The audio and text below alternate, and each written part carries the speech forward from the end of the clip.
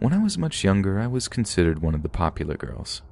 You would think that this would be an amazing privilege, for everyone to look at you and think that you were the best looking person in the room most of the time, to get all the attention from the guys that you could ever want, and sometimes even making other girls jealous felt kinda good. But let me tell you the truth about it. It really sucks. More often than not, I felt kinda bad for the girls who weren't as pretty as me, and I also felt bad for having to constantly reject a bunch of guys who were trying to date me. This was especially bad in high school. I got hit on all the time.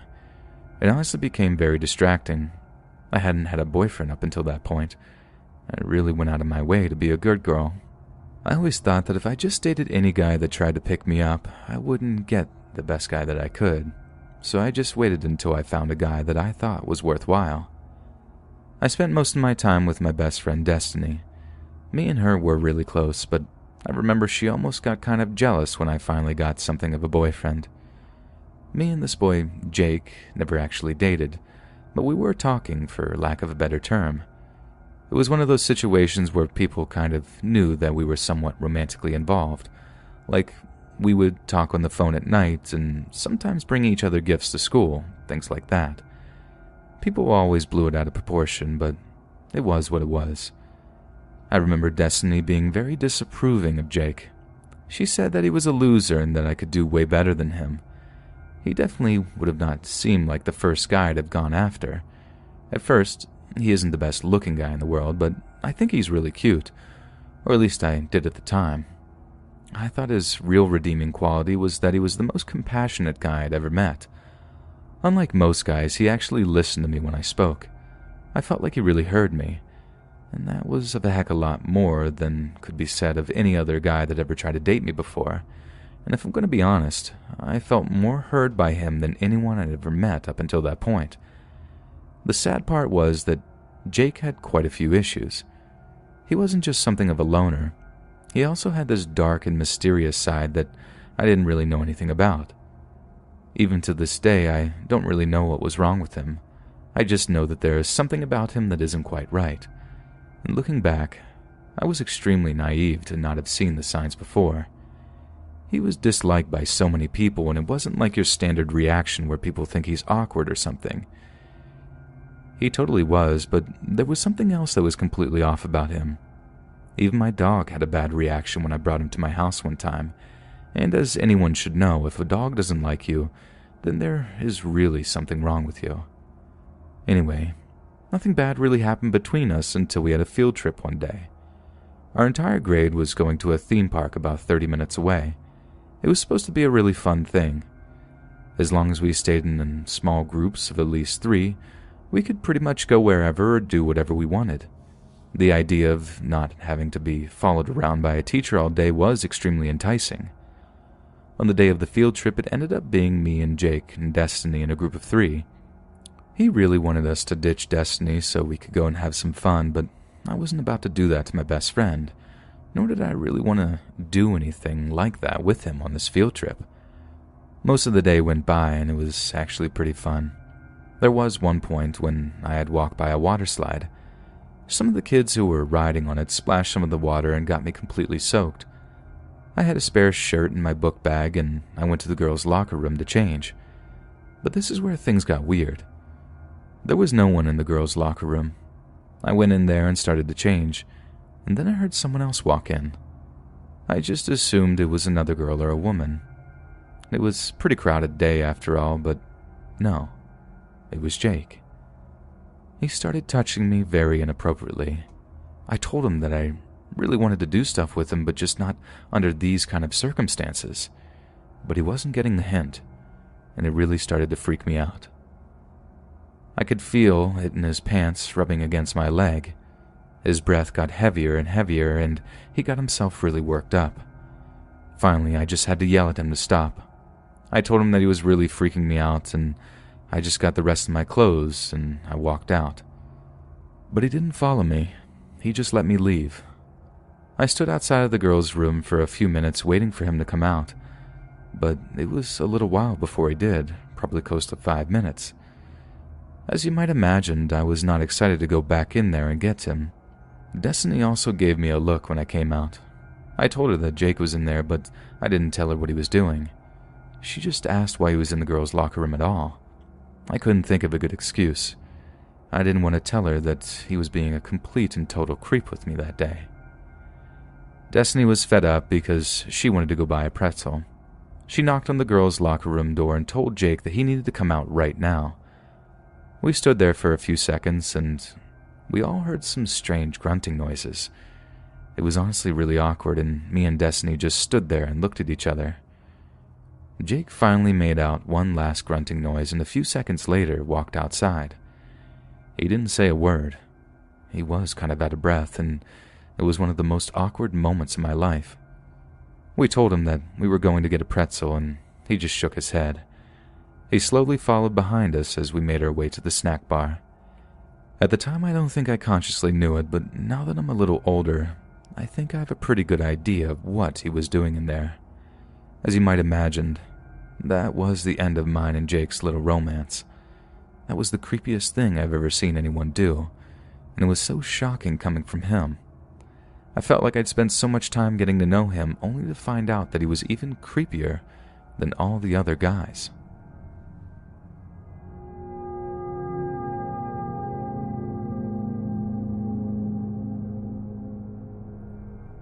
I went to a pretty rough state school here in the UK. It was only for 3 years, as I ended up moving schools to complete my GCSEs, but it definitely made an impression on me, as well as leaving me with a handful of anecdotes that I don't think I'll ever get tired of telling. Most of them are pretty funny, childish antics and schoolyard gossip, that sort of thing, but one or two others tend to provoke horrified reactions from anyone I tell them to. And one of these stories is the story of when Mr. Broughton had enough. So there was this kid in my English class called Francis, and Francis was one of those hard cases in our year group. He basically did whatever he wanted because teachers knew that it was just easier to ignore him and teach the kids who wanted teaching as opposed to rising to his bait.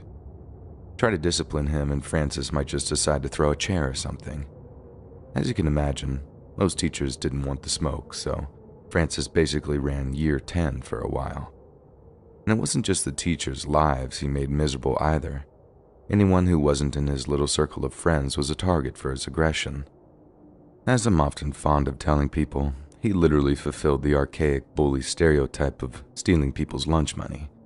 And it was quite a while before the school threatened to get the police involved.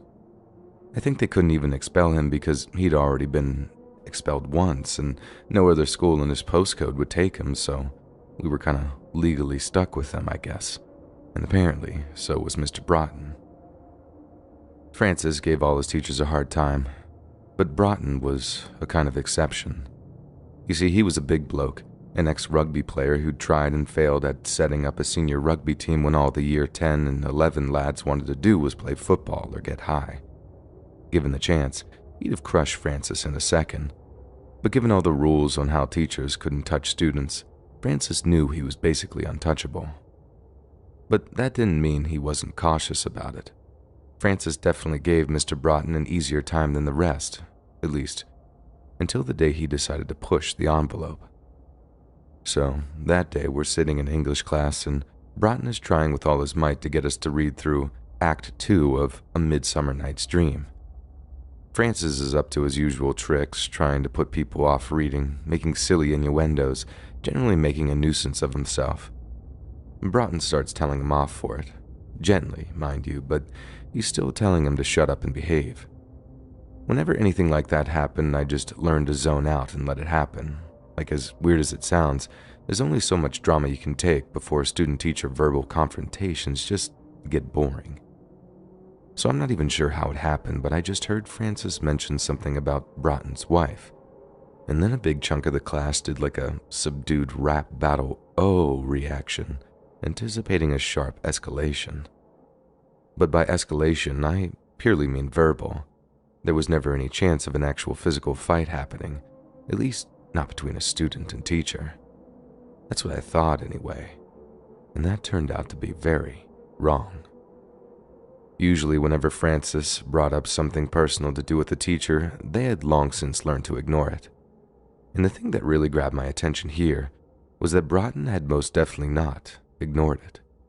He was looking up from his desk, redder than a beetroot, just staring at Francis after he made the comment about his wife. It wasn't even that bad, I don't think.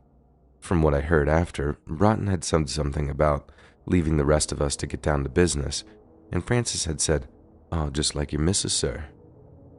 Honestly, it was still considerably less harsh than the majority of the abuse he doled out to teachers, but still, Broughton was looking at him like he'd just slapped his wife in front of him. "Young man," Broughton started, his voice is literally trembling with rage. "I'm gonna give you an opportunity to apologize for your comment." Francis should have taken the chance while he still had it, but it was never like him to quit while he was ahead. "Oh, struck a nerve, have I, sir?" Francis just gloated. He didn't recognize how serious the situation was about to get, and honestly, neither did I. I didn't expect Mr. Broughton to explode the way that he did. I didn't think he even had it in him, yet little did I know, he was about to teach Francis a lesson he'd never forget. "Just apologize," Broughton said, "and we can leave this here." The way he said it was so seething that the whole class was silent, waiting for Francis's retort, and I remember shifting in my seat to subtly watch whatever he was about to do. I think everyone and their dog could see something cataclysmic was about to go down. Everyone except Francis. "Oh, touchy subject, eh, sir?" he said.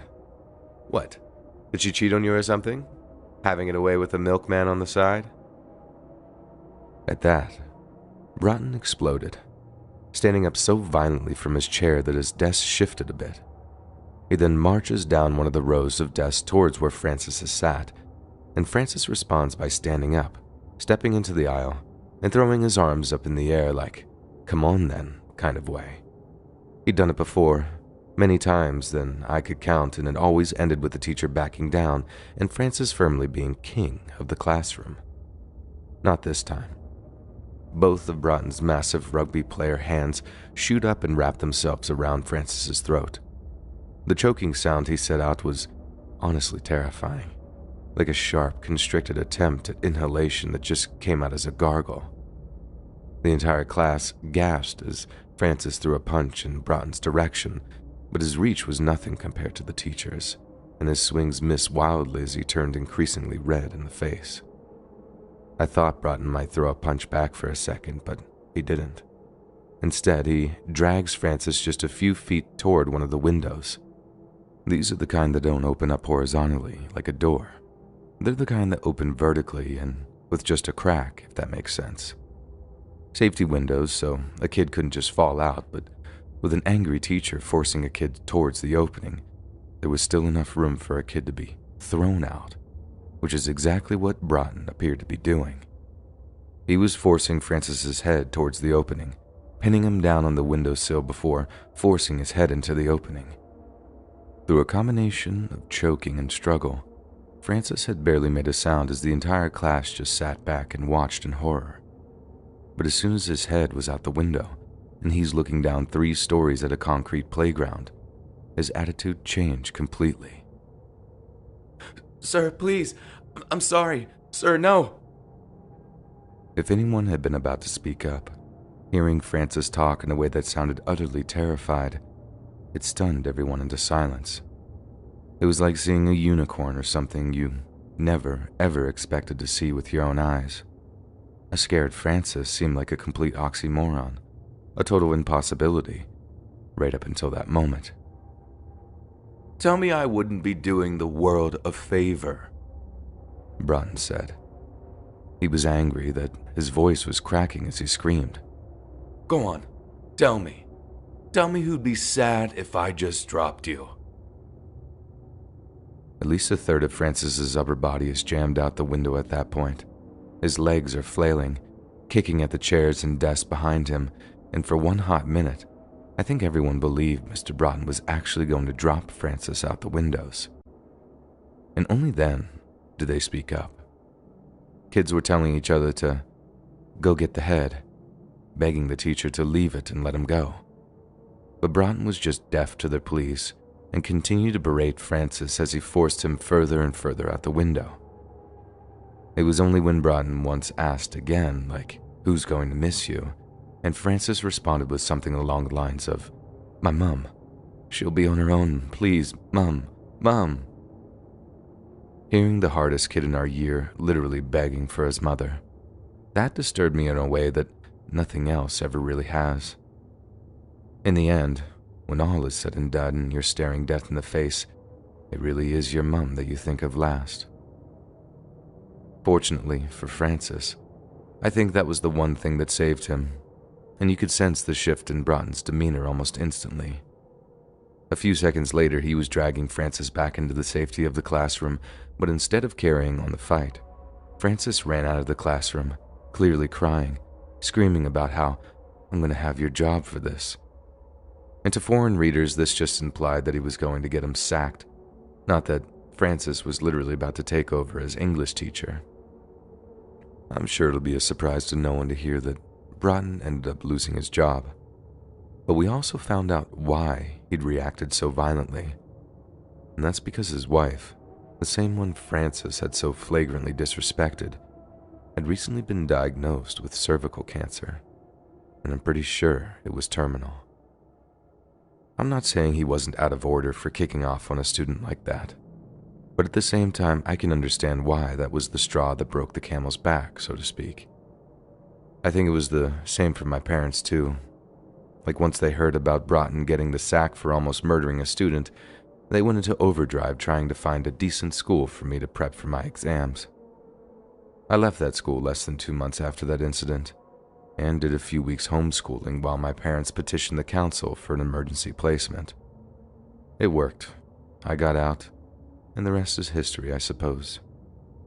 But I still think of state secondary school teachers from time to time, how some of them must be living an actual nightmare on a day-to-day basis, and how fortunate I am that I don't have to do the same thing. One of my biggest problems is that I attract the weirdest kinds of people. There are a lot of people who say that, but you have no idea until you've met some of the people that try to hang out with me. There was one guy who took the cake, though. His name was Jonathan. He lived down the road from my parents' house. This was years ago, and thankfully I hadn't had anything to do with him in a very long time. I was your average-looking girl. I was in high school at the time, and I was extremely naive.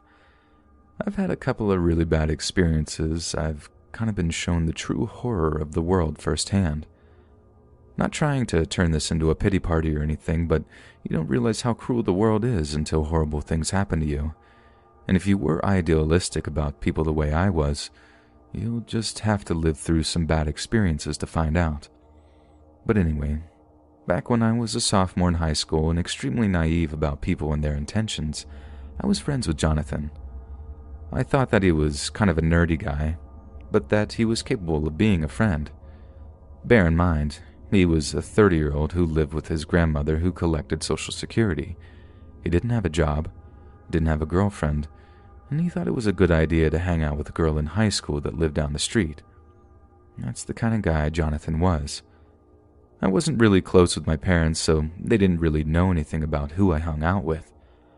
I didn't hang out with Jonathan very much, but I would say hi to him and have the occasional conversation from time to time. Looking back, I knew that he had some kind of crush or romantic feeling for me, but I knew that it would be against the rules for him to date me, and I knew that he knew that too. But I remember when I got my first boyfriend, Jonathan was not exactly happy about it. He kept warning me about being used by boys my age. He told me that I should look for an older man who was more mature and could take care of me. Of course, he was always hinting that I should have been with him. He didn't want to come out and say it, though. But every single time I ever talked about my boyfriend, who had only been dating for 2 weeks or so, Jonathan always had something bad to say or some kind of warning. I remember getting the whole possibly catching something from him talk from my parents, only to get it again from Jonathan. I specifically remember the way he phrased the conversation. He talked as if though my boyfriend definitely had some sort of disease, and by the way, he didn't. It was a very strange ordeal nonetheless. But then came the day before our field trip. It wasn't a big trip or anything. My school was divided into certain sections, and it was an annual event where the science department would take certain sections of students down to the park and help us scientifically observe nature. For 3 days, the scientific department would take a third of the students down in this park. It was pretty stupid. Everyone kind of agreed that it was just a nice way to get out of those horrible classrooms that we sit in all day. Outside Science Day, that's what we'd called it. I remember Jonathan asking about Outside Science Day. He asked what day I was going to be in the park. I told him, and I was scheduled to go Wednesday. I didn't think anything of it. After all, he did go to the same high school I went to, and it was kind of a tradition. I thought that he was just kind of curious or reminiscing. Well, was I wrong? Wednesday came, and I was really excited to be going down to the park. I was hanging out with my best friend Rebecca. We got down there and started observing nature. The teachers made me bring notepads and pencils to make some scientific observations, but after a few sentences, they didn't care what we did after that. The teachers sat by the picnic tables and drank lemonade, and us students were pretty much free to do whatever we wanted. Me and Rebecca were having a deep conversation about life. She said something about her stepfather and how it made her feel like marriage was a bad idea or something. I don't really remember, it was a very long time ago. I just remember being 100% engaged in this conversation with Rebecca. And all of a sudden, I felt a hand touch my shoulder. I thought it was one of my friends playing a joke on me or something, but I turned around and it was Jonathan. Things got extremely awkward really fast. Me and Rebecca were kind of in the middle of it, and here was my awkward older neighbor showing up at my school class trip. Jonathan asked me if I wanted to go back with him to hang out at his house for a little while. I told him that I would get in trouble, but he promised that the teachers would never find out. By this point, I knew exactly what he was doing, and I wasn't about to play into that. I told him that I couldn't leave my best friend Rebecca, but then he offered to bring Rebecca too, and that was even creepier. I remember getting a look from Rebecca like, "Why do you know this, freak?" After Jonathan kept pleading with us, me and Rebecca finally decided to just walk back to our teachers and hope that Jonathan would get the hint. But when we started walking through, Jonathan grabbed me. He grabbed me by the ankle and I fell to the ground. We were standing on wood chips and I remember getting some in my mouth when I fell. He started dragging me. We were far enough from the teachers that they couldn't see us easily, and our view was mostly obstructed from the rest of the students by a swing set, so nobody noticed that this grown man was dragging me away. I lucked out in the end. Rebecca actually started fighting him. She punched him in the nose and started screaming for the teachers. Right after she did that, Jonathan started running. He ran as fast as I've ever seen anyone run away in my life. I didn't realize how quick he actually was. The teachers asked about the incident and questioned me as to whether or not I knew this man. I told them that I didn't. It turned into a giant headache. They called the police and everything. I told the police that it was just a stranger, and then I was as vague as I could be when I described him. For some reason, I felt like I would get in trouble if they knew it was Jonathan. Now, I understood that I should have reported him to the police, but I foolishly didn't at my naive age. The experience turned into a good thing for Rebecca, too. She always bragged about punching a grown man in the face and him running away. I was pretty sure that Jonathan was running because he didn't want the teachers to see him, and not because Rebecca's punch necessarily hurt him that bad. But I never told Rebecca that. After that incident, Jonathan never showed his face anywhere near me ever again. I think he was familiar enough with my schedule that he knew when I got on and off the bus, and he just stayed away from me. That was the first time in my life that I was faced with this sort of dark reality. The sad reality that someone who claimed to be my friend actually had very dark and sinister intentions all along, and anyone with 2 eyes could have seen. If you're like me, do yourself a favor and be more cynical about people. At least that way, the only surprises will be good ones.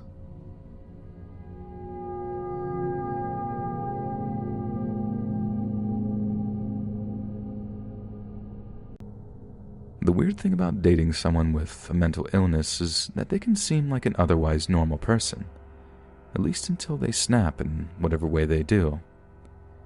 This happened to me with the girl I dated back in high school. We didn't go to the same school, though. She went to our neighbor rival school. There was something of a friendly competition between our two schools. Believe it or not, we actually met at a football game. Anyway, I ended up dating this girl. It was sad because she was actually a really nice person, but her mental illness made her extremely unbearable. She would get into this extremely depressive and anxious mood, and then would act really strange. And it would come about from the most random stuff. I had previously been dating a girl for about 2 years, even before I was in high school, and I totally had a crush on her for a long time before that. Things ended when I found out that she had tried sleeping with one of my friends, and thankfully my friend put bros before hoes and let me know about it immediately. But yeah, I had just stopped with that relationship, so I was in need of a good rebound. And that's where this girl comes in. We'll call her Erica. It was a few weeks after I had been single. I was at this football game just trying to pass the time. That was when I looked over and saw the perfect goth girl. She wasn't overly goth or anything. She didn't even have any piercings or tattoos that I knew of, but she gave off that vibe, if that makes any sense. I had always been interested in girls like that, so I made eye contact with her, got her phone number, and texted her that night. The thing that really made me like her was that she played Xbox. How many times do you ever get a cute girl's number and she also plays video games? I wasn't sure if I was going to ask her out until that point, but she told me her gamer tag was BadChickX42, and I knew I had to go for it. I was normally more careful about vetting girls that I planned on dating, but I figured it would make for a good time. Worst case scenario, I broke up with her because I didn't like her and then I never saw her again.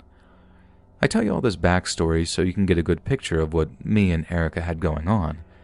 It was very relaxed, it wasn't serious, and I never once got the idea from her that things were a big deal. She also told me that she had really bad anxiety. When she told me, I didn't think much of it. I figured that everyone gets anxious once in a while, and I had no idea how bad her anxiety actually got. I remember there being this one day when I had a field trip in my school. It was as lame as you can imagine, but it beat sitting in class. So I signed up and was looking forward to the day when it came. The night before the field trip, I didn't text Erica, which was unusual because we normally text each other every night, sometimes into the early hours of the morning. I just wasn't feeling it that night. I was kind of sad, and I just wanted to be alone and eat pizza rolls while I watched That 70s Show. The next day came around, and I forgot that it was the day of the field trip. I wasn't quite dressed to walk around. I had my jeans on, but it wasn't the end of the world.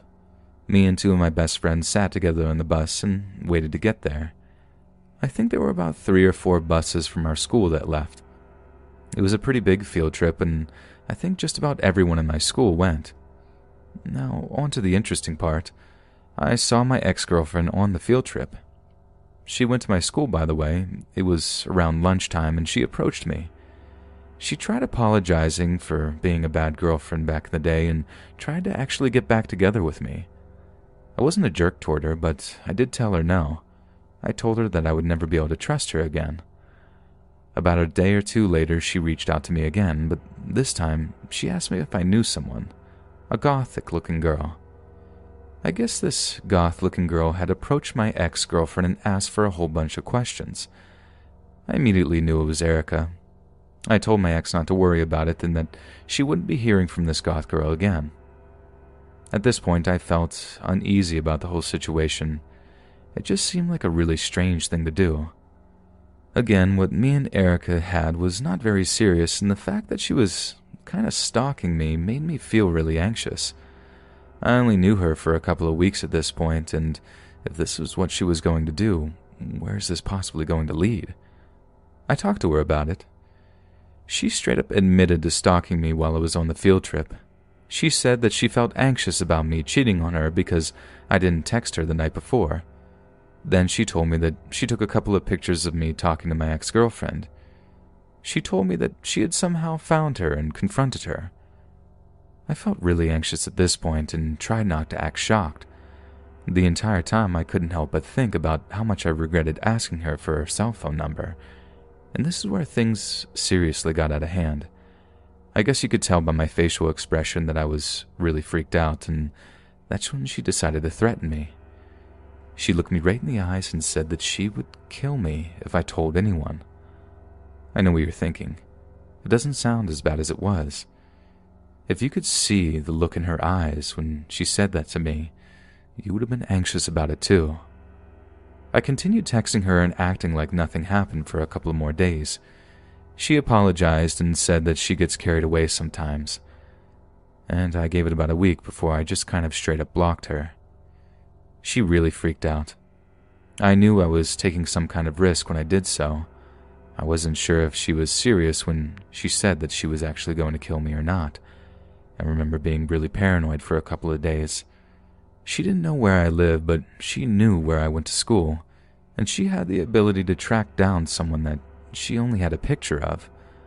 I have no idea how she tracked down my ex-girlfriend just from seeing her one time and having one picture of her. The scary part of the story is that she told me that she would end my life and then end herself.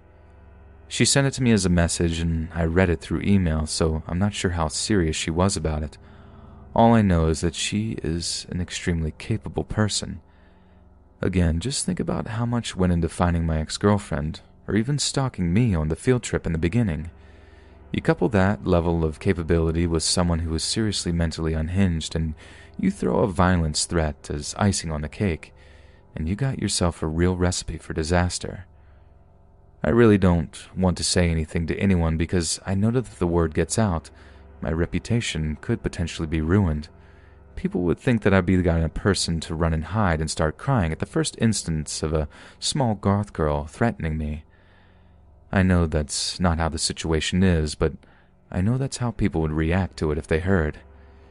It's been a while since I've had any form of communication with Erica. I blocked her email, phone number, and every social media account you can imagine. I'm just hoping that she can let sleeping dogs lie and let me live my life. And as worried as I am about it, I still feel bad for her. I really hope she gets the help that she so desperately needs.